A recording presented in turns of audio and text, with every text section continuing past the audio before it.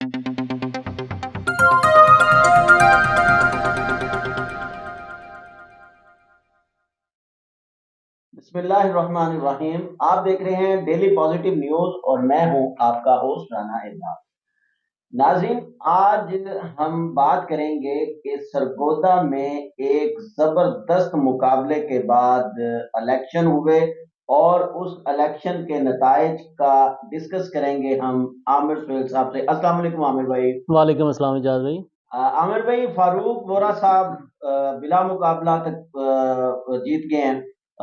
लेकिन आज casting viral हुई है क्योंकि विड्रॉ करने वाले ने वो टाइम आउट कर लिया था, इसलिए कास्टिंग हुई। क्या कहते हैं फारूक वोरा साहब, हल्के की खिदमत वो कर पाएंगे जी?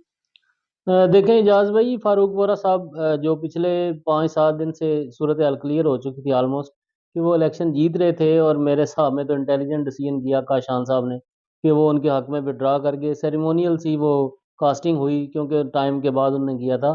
तो फारूक वोरा साहब चूंकि बड़ी देर से इस एफर्ट में थे कि वो कैंट का इलेक्शन लड़ें, तो आज वो मेंबर बन गए हैं और उनके पास अब गोल्डन अपॉर्चुनिटी है कि इस मौके से फ़ायदा उठाते हुए वो लोगों की खिदमत करें और अपनी जगह को मजबूत कर लें।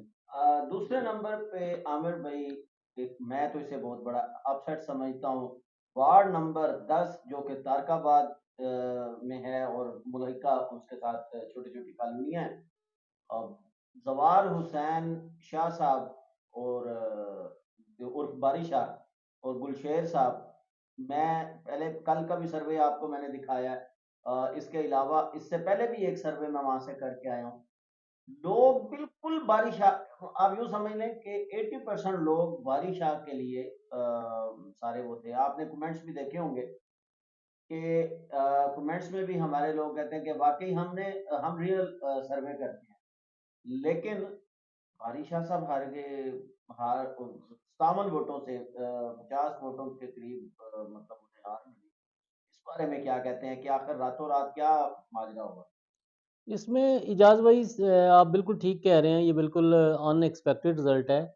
कोई ये तवक्को नहीं कर रहा था कि बारी शाह साहब हार जाएंगे और गुलशेर साहब जीत जाएंगे। लेकिन इसमें एक एलिमेंट जो आपने गालबन अपने कल के वीलॉग में डिस्कस किया था कि छुट्टी का दिन नहीं है, और छुट्टी का दिन ना होने की वजह से पार्टीज का इलेक्शन में हिस्सा ना लेने की वजह से कास्टिंग बहुत लो थी, और उस लो कास्टिंग का फायदा गुलशेर साहब को हुआ है, जिसकी वजह से वो 57 वोटों से जीत गए हैं और और एक बड़ा अपसेट हुआ है। और अगला वार्ड नंबर 9 जो कि 87, 86, 78 और बाजवा पर मुश्तमिल है, वहां पर नईम बाजवा साहब जो हैं वो जीत गए हैं। उसमें तीसरे नंबर पर आए हैं अब्दुल मनान साहब और शुजात साहब जो हैं रनर अप रहे हैं। वो खासा काफी मेहनत लग रही थी आमिर भाई। आपने भी सारा वो देखा ही होगा, सर्वे भी देखा होगा। बाजवा साहब की मेहनत लग रही थी। वेरी वेल प्लेड बाजवा साहब। लेकिन दूसरे दोनों कैंडिडेट ने बहुत अच्छा पार्टिसिपेट किया। आमिर भाई, जो बड़े पुरअमन इंतखाबात ये 3 हलकों के हुए हैं, इस बारे में क्या कहेंगे? डीपीओ साहब की बड़ी एफर्ट्स जरूर आप मेरा ख्याल है इसे बताएंगे। नहीं, लॉ एंड ऑर्डर के हवाले से माशाल्लाह बहुत अच्छा सूरत हाल रही है, और कोई भी ऐसा वाक़या नहीं हुआ जिसकी वजह से कोई नाखुशगवारियत फैलती और लॉ एंड ऑर्डर की सूरत हाल ख़राब जी। होती। इसमें इंतज़ामिया यकीनन तारीफ़ की मुस्तहिक़ है। लेकिन ये जो वार्ड नंबर 9 है, इसमें लास्ट टाइम भी बड़ा क्लोज़ कॉन्टेस्ट हुआ था, चलो।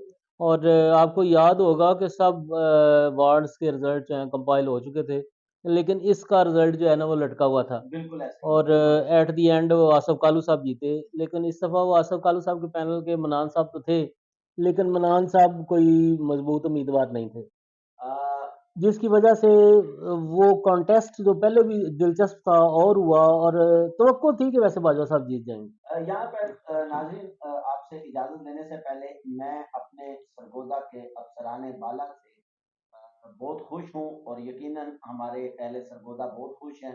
बिलखसूस डीपीओ साहब, क्योंकि उनकी खास जिम्मेदारी थी कि कोई भी नाखुशगवार वाकया ना हो, और यकीनन उसमें वो कामयाब भी हुए।